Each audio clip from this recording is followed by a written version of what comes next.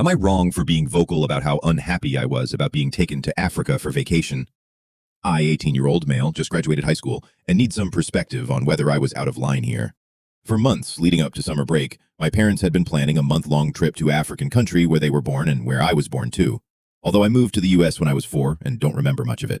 From the beginning, I was clear that I didn't want to go.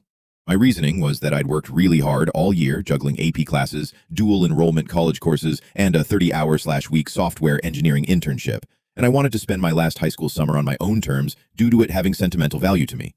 I planned to continue working on my internship and put time into a passion project, an app I've been building, along with other hobbies and things I enjoy that will also help achieve my goals, not spend a month abroad in a place I didn't feel connected to. Despite my objections, my parents bought the tickets and kept pushing me to go.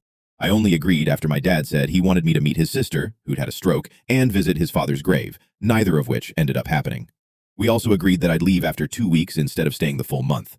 Here's where I might be the asshole. Once we got there, I absolutely hated it. I tried, but it just wasn't for me, and due to language barriers, it was hard to connect with my extended family.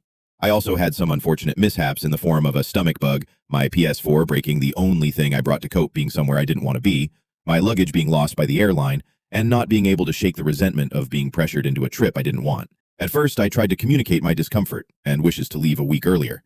However, I was dismissed by them, saying things like, "This is your home," and that I agreed on 2 weeks. I ended up lashing out.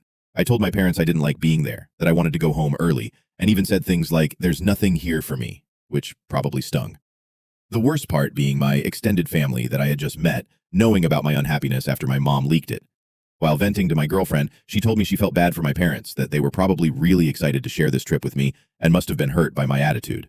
Which I can see, but I can't help feeling like they disrespected my wishes and forced me into something I was clear I didn't want.